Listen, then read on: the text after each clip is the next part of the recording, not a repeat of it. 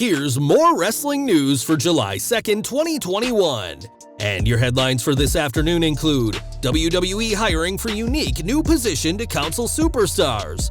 Mercedes Martinez suffered a concussion after getting knocked out on WWE NXT. Rodney Mack comments on knocking out fan at recent SWE show. Tony Khan aggressively takes on Bully Ray. I'm fining you $1,000. Michael Hayes threatened to fine WWE star for dancing in the ring. The Young Bucks rip on Jim Ross for saying WWE Dynamite. Chris Jericho claims Vince McMahon thought he was squeezing him for money after learning of AEW offer. Jim Ross says WWE locker room privately told Vince McMahon to end Superstars push. I'll end up being the loser out of this by not getting to work with them. WWE producer on releases of Lana and Ruby Riott, and more.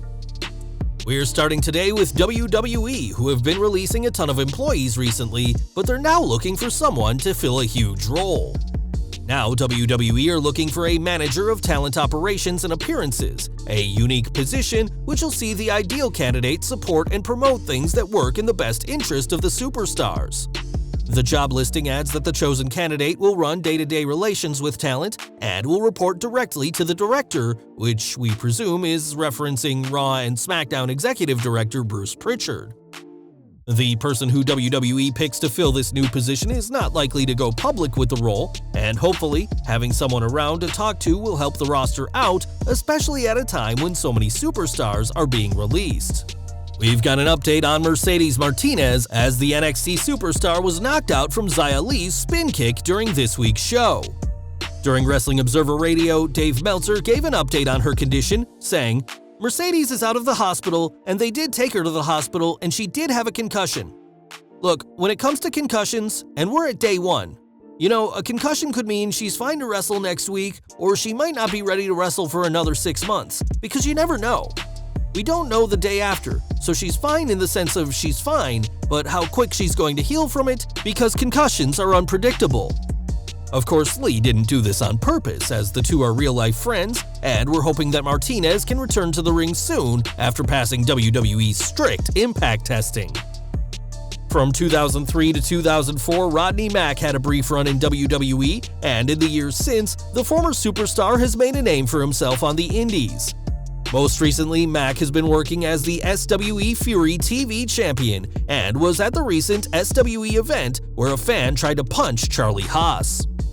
Speaking to Wrestling Inc. this week, Mack discussed the viral clip as he knocked out the fan, an act that he said happened on instinct. Mack explained that he's gotten physical with fans a handful of times and reacted as soon as he saw the fan go for Haas in his peripheral vision.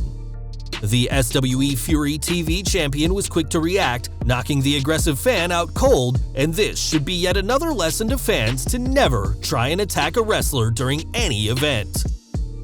Over to AEW next, and since 2019, the company has promised to be an alternative to WWE, and though they've succeeded in that, there's still plenty of room for improvement.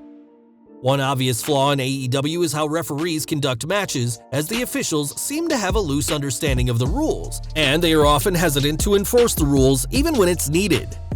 This week, AEW President Tony Khan and WWE Hall of Famer Bully Ray discussed the referee situation, and whilst fans and even AEW commentator JR have an issue with the refs, Khan doesn't see what the problem is.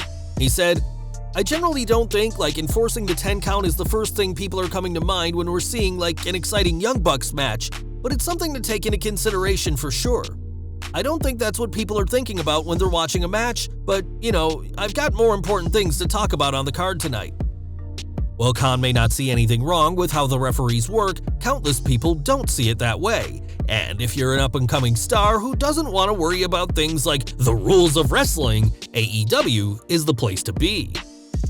Back to WWE, and from 2002 to 2007, Rene Dupree worked for the company, at one point being the youngest title holder in WWE history at just 19. Not everyone was a fan of Dupree, and in an interview with Rewind, Recap, Relive, the La Resistance alumni revealed how Michael Hayes tried to fine him for doing a dance.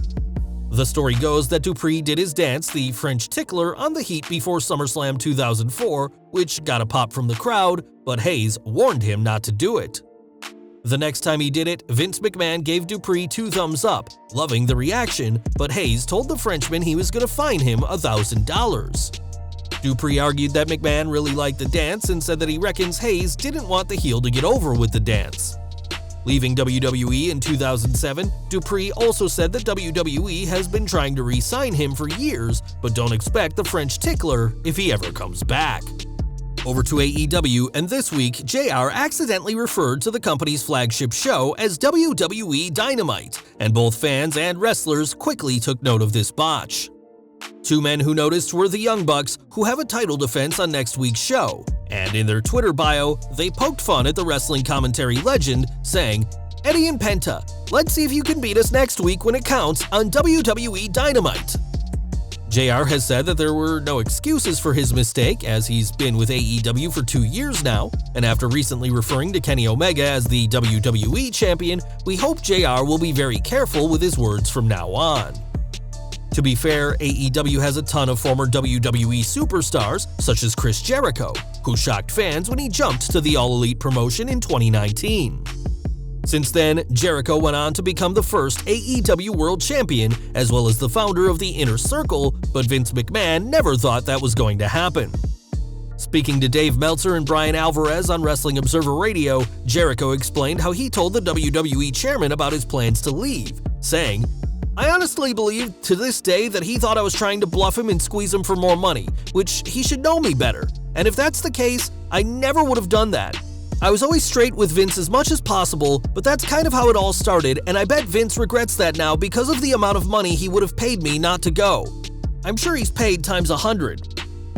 Whether Vince believed Jericho was bluffing or not, he clearly wasn't, as he's gone on to great success in AEW, and it's expected that the first ever WWE Undisputed and AEW World Champion will end his legendary career in the All Elite company. Now in 1993, Vince McMahon saw Lex Luger as his next big star, one that had replaced the departing Hulk Hogan as the company's biggest babyface. After slamming the colossal Yokozuna later that year, Luger was put into a program with the then WWF champion, but plans were nixed for Luger to win the title at that year's SummerSlam. Jim Ross was with the company at the time, and during his latest episode of Grillin' JR, the commentator revealed that many in WWE didn't see Luger as a top guy. He said, "I think there was something there that Vince had not sold himself on. There was something missing that was an intangible as far as it didn't have an odor, it didn't have a feel. Just something, a gut feeling that we're really trying hard with this guy, but we don't seem to be making a lot of headway. A lot of the guys, when they would confide with Vince in private, express the fact that he may not be the guy.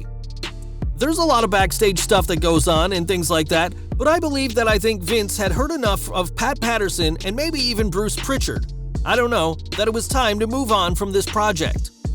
Instead of winning the title, Luger won by DQ, meaning Yoko kept the gold, and in a cringe-inducing display, Luger celebrated in the ring with confetti as if he was WWE champion.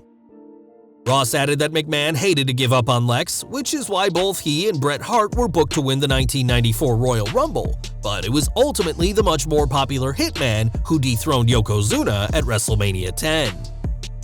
And we're ending with WWE producer Tyson Kidd, who predominantly works with the company's women's division, which has seen some major departures in recent months.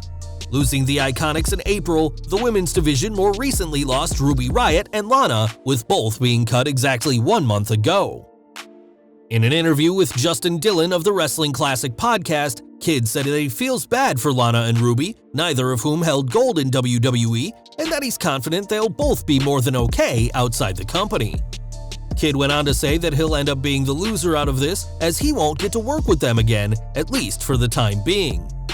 Neither Lana nor Ruby Riott, now Ruby Soho, have revealed their plans for after WWE, but it's clear that Kidd, a former superstar in his own right, would have much rather the pair remained in Vince McMahon's promotion. Well guys, that's our news for today. Please share your comments below. Also hit the like button, subscribe to our channel, and hit the bell icon to receive all notifications. And as always, thanks for watching.